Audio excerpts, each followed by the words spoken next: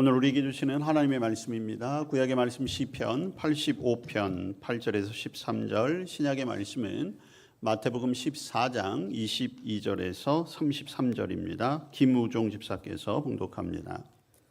내가 하나님 여호와께서 하실 말씀을 들으리니 무릇 그의 백성 그의 성도들에게 화평을 말씀하실 것이라. 그들은 다시 어리석은 대로 돌아가지 말지로다. 진실로 그의 구원이 그를 경외하는 자에게 가까우니 영광이 우리 땅에 머무르리다. 인애와 진리가 같이 만나고 의와 화평이 서로 입맞추었으며 진리는 땅에서 솟아나고 의는 하늘에서 굽어부도다.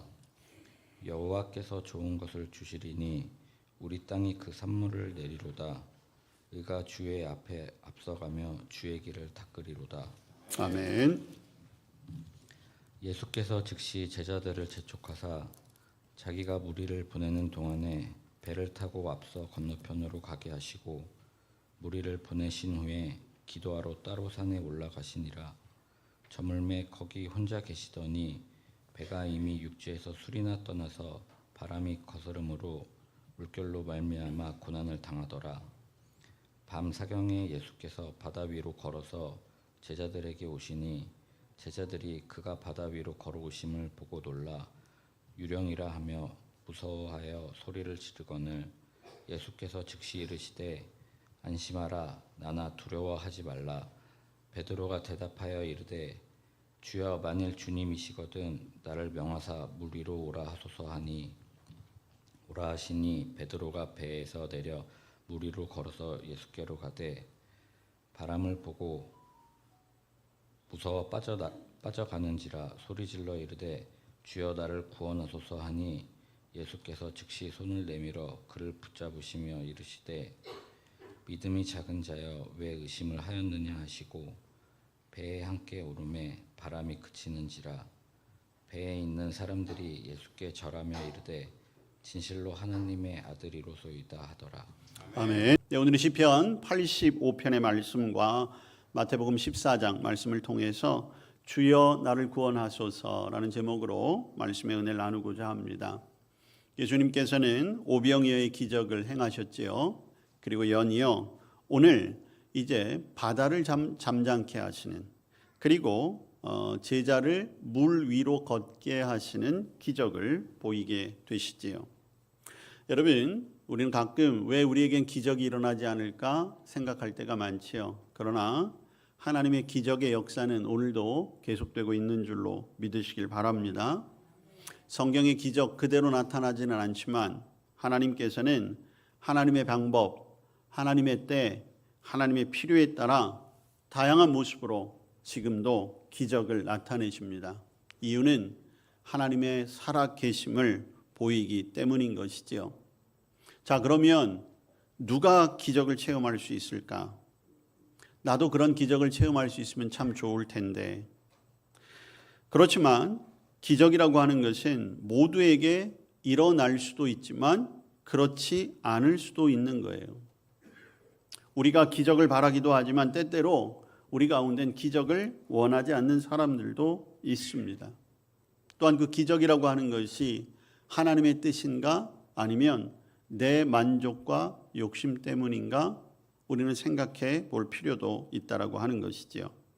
자, 그럼에도 불구하고 저와 여러분 모두는 한 번쯤은 하나님의 기적의 주인공이 되기를 바라는 마음이 있지요. 자, 오늘 본문에도 보면 그런 사람이 나옵니다. 한밤중에 제자들이 바다에서 물결 때문에 고난당하게 되지요. 그때 주님께서 물 위를 걸어오십니다. 예수님이 물 위를 걸으신 것은 기적일까요? 기적이 아닐까요? 여러분 어떻게 생각하십니까? 예수님이 물 위를 걸으신 것은 기적이라고 말할 수가 없지요. 왜냐하면 주님은 무엇이든지 하실 수 있는 분이기 때문입니다. 자, 그런데 그때 많은 제자들 중에 베드로라고 하는 제자가 물 위를 걸었습니다. 베드로가 물 위를 걸은 것은 분명 기적입니다. 아마도 인류 역사상 베드로를 빼놓고 물 위를 걸었던 사람은 예전에도 없었고 지금도 없고 앞으로도 없을 겁니다. 자, 오늘 폭풍 앞에 제자와 베드로처럼 우리도 다양한 위기를 맞이하게 되지요. 언제나 그랬지만 요즘 많은 사람들이 위기를 맞이하고 또 많은 결단을 요구받는 시대를 살아가고 있어요. 어쩌면 지금 여러분들도 베드로와 제자들이 그 심한 물결 풍랑 앞에 고난을 겪고 있는 것처럼 주님의 기적과 도우심이 간절히 필요로 하신 분들도 있을 것입니다. 자, 오늘 22절 말씀에 보면 예수님께서 제자들에게 배를 타고 앞서 건너편으로 가게 하십니다. 제자들은 자기들 뜻대로 가지 않았어요. 예수님께서 명령하신 대로 갑니다. 주님이 인도하신 대로 그 길을 가고 있습니다. 예수님은 그 제자들을 보내신 다음에 기도하러 따로 산에 올라가셨어요. 혼자 계시게 됩니다. 여러분, 우리 지난주에 오병이어의 기적의 말씀을 나누었습니다. 예수님이 벳세다라고 하는 광야에서 기적을 베풀었습니다. 그 모습에 모든 사람들이 놀랐지요. 비로소 예수님에게 숨겨져 있었던 하나님의 능력을 알고 보기 시작을 했어요. 그리고 여론이 형성됐습니다. 야, 저분이 우리 왕이 되었으면 좋겠다. 우리 조상들이 출애굽하면서 만나와 메추라기로 40년을 먹고 살았는데 저분이 우리 왕이 되면 우리는 만나와 메추라기보다도 훨씬 더 신비한 방법으로 우리 먹고 살 수 있겠다. 우리 저분 우리 왕으로 삼아보자. 예수님께서는 그런 모든 사실들을 아시고 무리들을 해산시키시고 또 제자들도 역시 급하게 배를 태워서 다시 그 갈릴리 호수를 건너편 갈릴리로 이제 가버나움으로 가게 하신 거예요. 자, 그런데 문제가 생겼습니다. 제자들은 분명 예수님이 가라고 하신 방법대로 떠났는데 풍랑을 만나게 되는 거죠. 24절에 보면 이미 육지에서 수리, 즉 먼 거리를 떠났다라고 하는 거예요. 다른 성경에 보면 그 거리가 한 약 4에서 5km 정도 되었다, 이렇게 증언하고 있습니다. 바람이 세서 물결 때문에 고난을 당한다는 거예요. 풍랑이 일었다는 것이죠.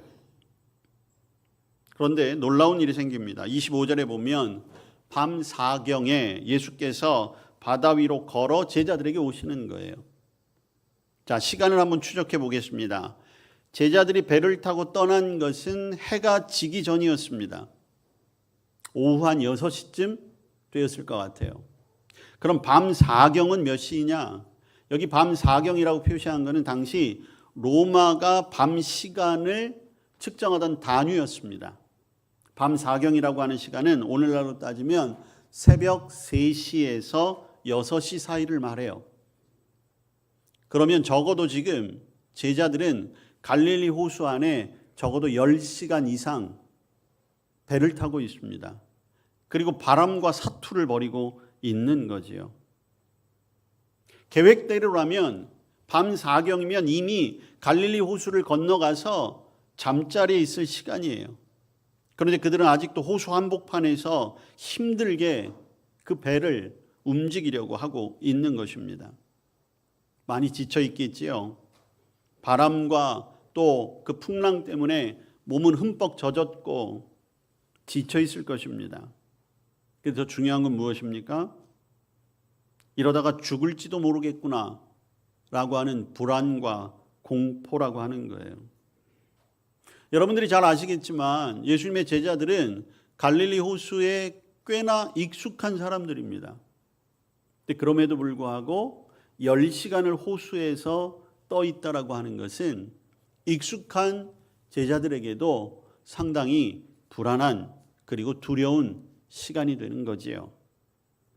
자, 그런데 바로 그때에 예수님이 바다 위로 걸어서 제자들에게 오는 거였어요. 제자들의 반응은 어떻습니까? 야, 이제 우리는 살았다. 예수님이 우리에게 오시는구나. 그랬으면 참 좋았을 텐데 제자들은 어떻게 합니까? 26절에 보니까 자, 바다 위로 걸어오시는 것을 보았어요. 봤음에도 불구하고 뭐라고 얘기합니까? 유령이다.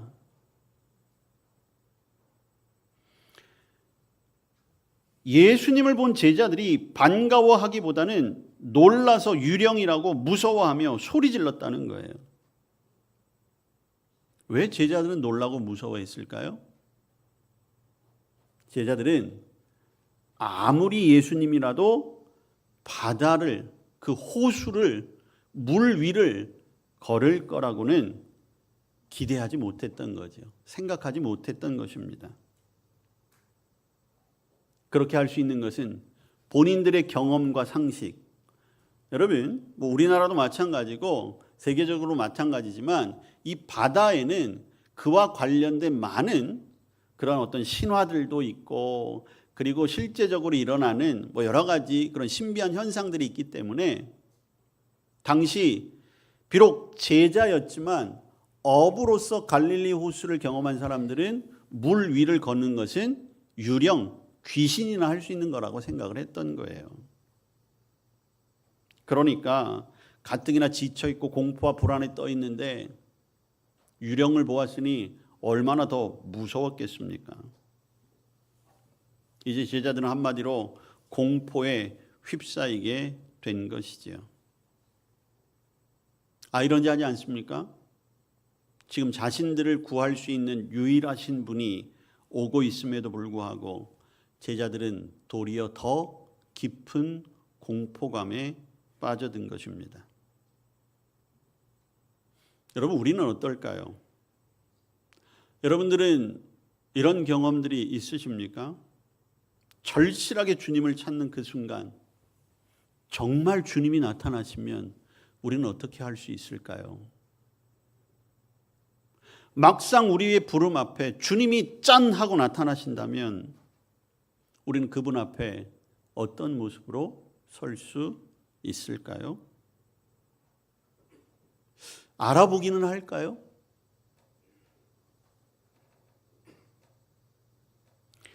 내가 생각하고 있는, 내가 경험하고 있는 테두리 안에서 주님이 이렇게까지?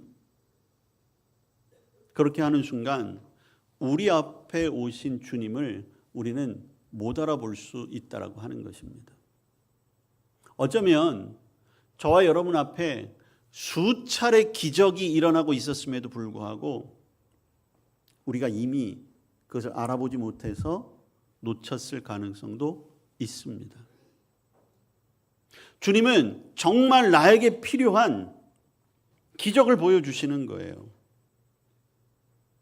자, 그런데 오늘 제자들은 차라리 주님이 다른 배를 타고 오거나 아니면 그 호숫가 곁에서 구명대를 던져주시는 것은 상상하겠지만 나를 구하기 위해서 물 위로 걸어오신다고?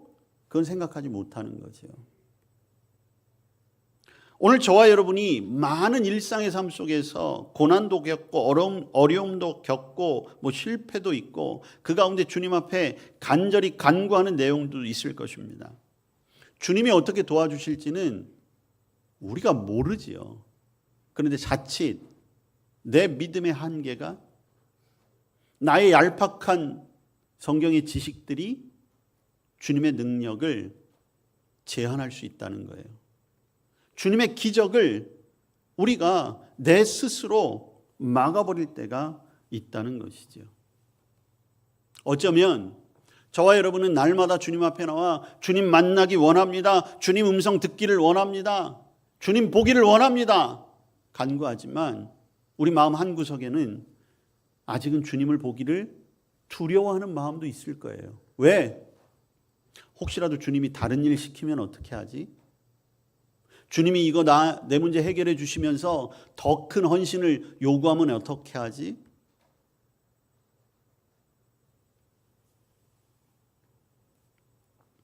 어쩌면 제자들도 그런 마음이 있었을지 모르겠죠. 자신들의 판단에 따라 주님이 이렇게까지는 오실 수 없어. 결국 그러니까 예수님을 유령으로밖에 볼 수 없는 거예요. 결국에는 어떻게 합니까? 예수님이 그들을 진정시키시지요. 27절에 보면 안심하라 나니 두려워하지 말라. 고난 중에 있는 제자들을 위로하시고 그들을 고난 가운데서 구원해 주시기 위해 예수님이 친히 물 위를 걸어서 제자들을 찾아와 주셨습니다. 여러분, 믿음의 사람들이라고 해서 고난이 없는 것 아니지요. 지금 제자들은 예수님이 가라고 하던 대로 가던 길에 풍랑을 만났어요. 그런데 문제는 무엇입니까? 풍랑이 일면 그곳으로 주님도 같이 오신다는 것입니다. 찾아와 주신다는 거예요. 우리가 인생이라고 하는 바다에서 거센 바람 때문에 방향도 놓치고 할 바도 알지 못하고 그 가운데 헤매고 있을 때 그때 주님이 우리에게 오시는 겁니다. 모든 풍랑을 잠재울 만한 구원의 능력을 가지고 우리에게 오시는 분이 예수님이세요. 그리고 오늘도 우리에게 말씀하시지요. 안심하라 나니 두려워하지 말아라. 예수님은 따뜻한 말씀으로 우리를 위로해 주시는 것입니다. 그리고 지체하지 않고 손을 내밀어 우리를 붙잡아 주시는 분이 우리 주님이세요. 그 음성과 그 손길이 저와 여러분에게 있음을 꼭 기억하시길 바랍니다. 자, 그랬더니 역시 베드로잖아요. 예수님인 걸 확인했습니다.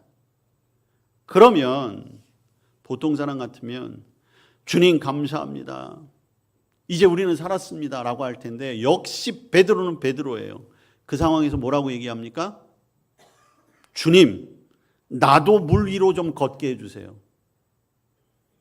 이 정도는 돼야 되지 않겠습니까? 여러분, 이 상황 속에서 이렇게 생각한다는 건 정말 대단한 것 같아요. 제가 하루 종일 말씀을 묵상하면서 도대체 베드로는 무슨 정신을 가지고 사는 사람일까? 이거를 창의력이 있다고 얘기를 해야 되는 건가? 용기가 있다라고 얘기를 해야 되는 건가? 아니, 그 상황에서 물 위를 걷게 해달라고? 너무 엉뚱한 거 아닌가? 여러분, 가끔 여러분들 자녀들 보면 찾아와가지고 정말 엉뚱한 얘기들을 할 때가 있잖아요. 그럼 어떠세요, 여러분들? 야, 우리 애 대단해. 그런 생각이 드세요? 아, 저거 이 세상을 어떻게 살라고 저런 생각만 하고 살지. 그런 생각이 드세요. 어찌되었든 베드로가 예수님께 나 물 위로 걷게 해주세요. 근데 그렇게 했더니 되잖아요.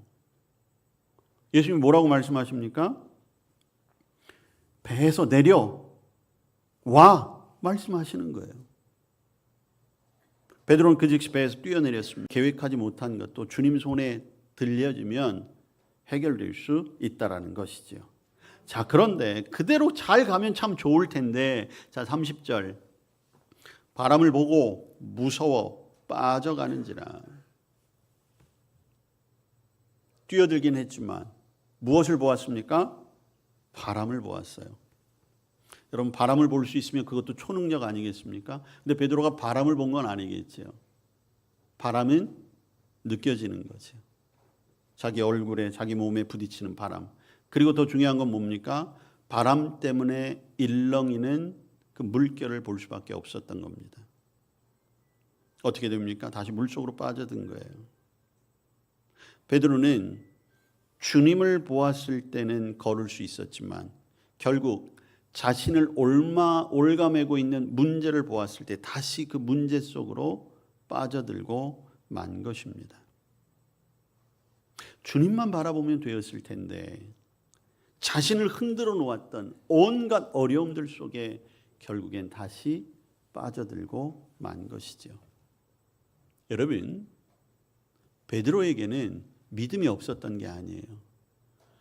물에서, 그러니까 배에서 물로 뛰어내릴 수 있다라고 하는 것, 여러분, 이거 보통 믿음이 아닙니다.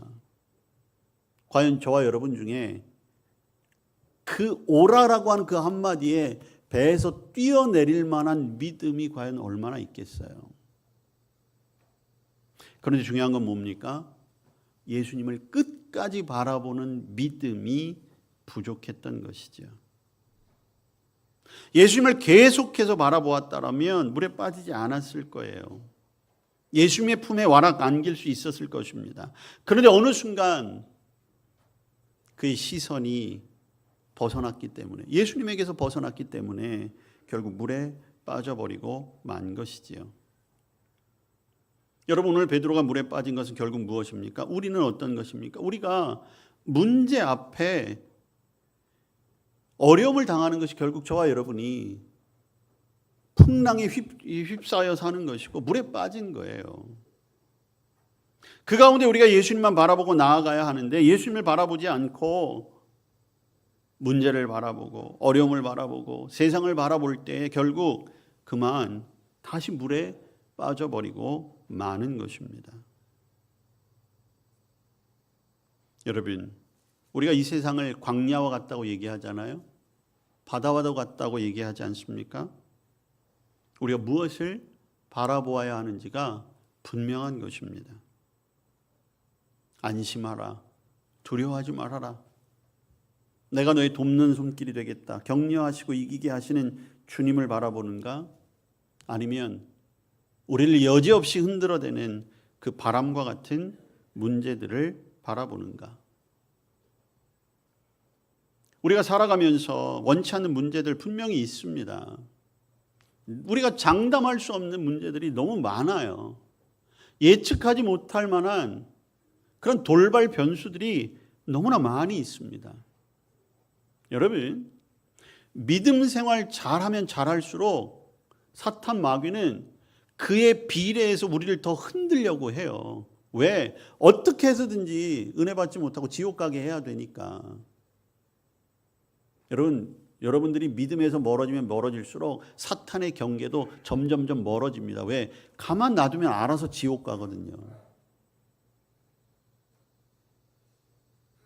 그러니 그때에 우리가 더 주님을 바라보는 것이 중요하다라고 하는 것입니다.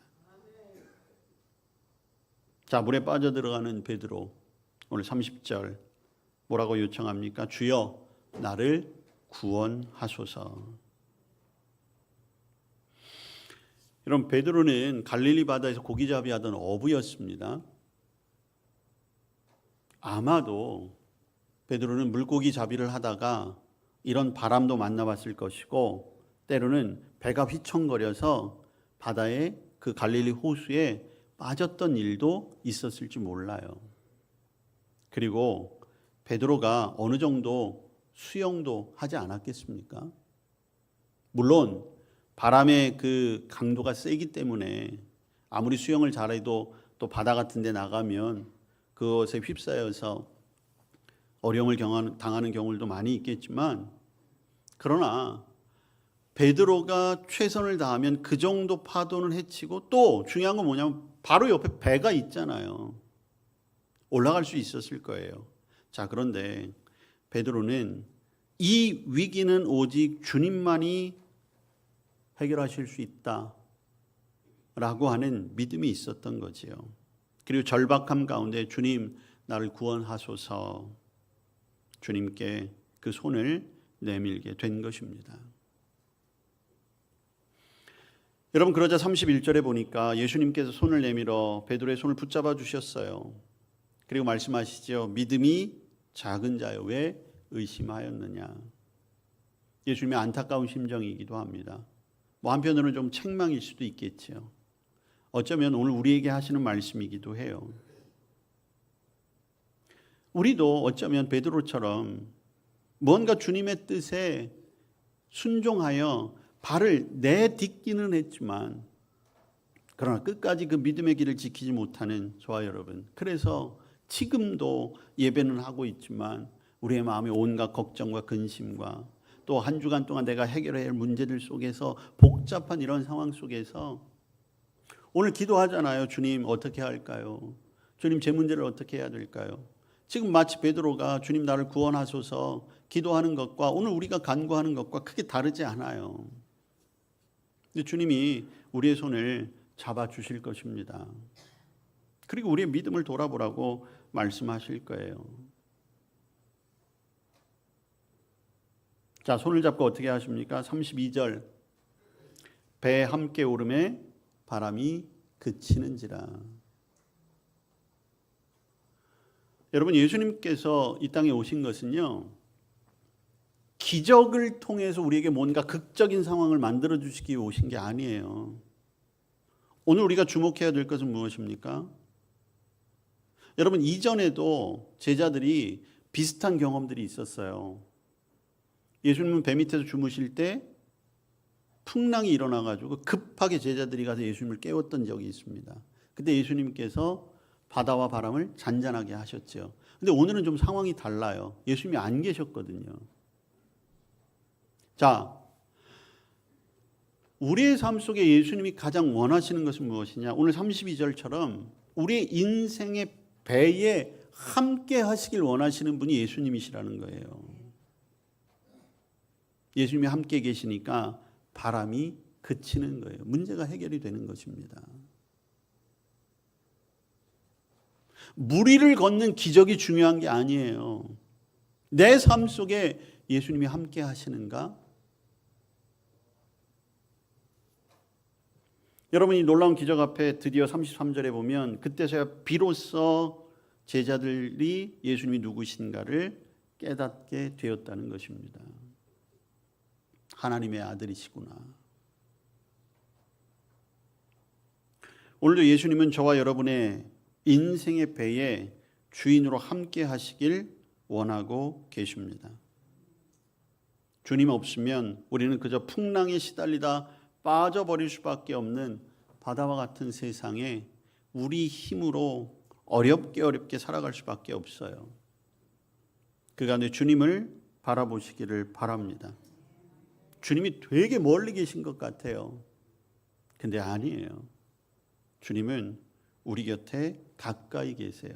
여러분, 오늘 본문을 자세히 잘 다시 한번 읽어보시면 22절, 27절, 31절에 단어 하나가 중복이 돼서 나옵니다.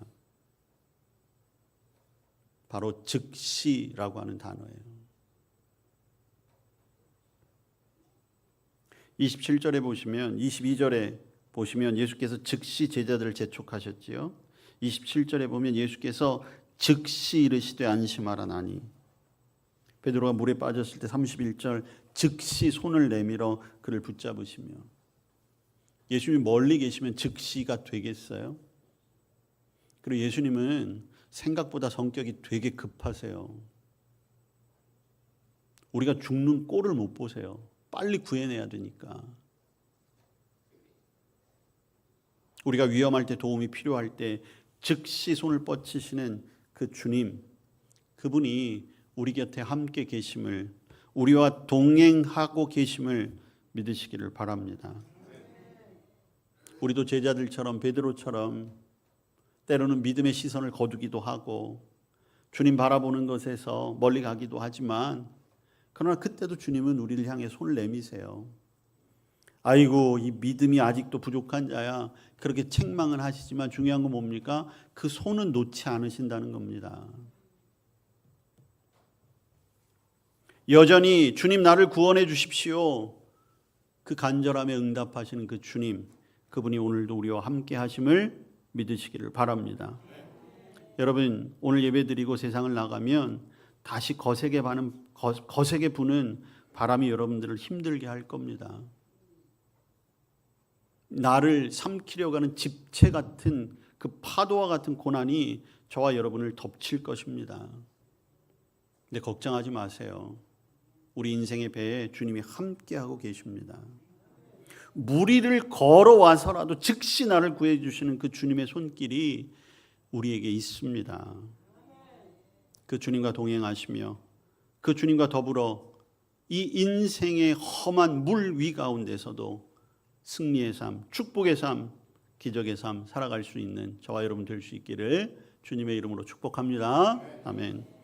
어려운 가운데서도 우리를 지키시고 즉시 우리를 구하시는 주님의 손길을 의지하며 이 세상 살아가게 하옵소서. 예수님의 이름으로 기도합니다. 아멘.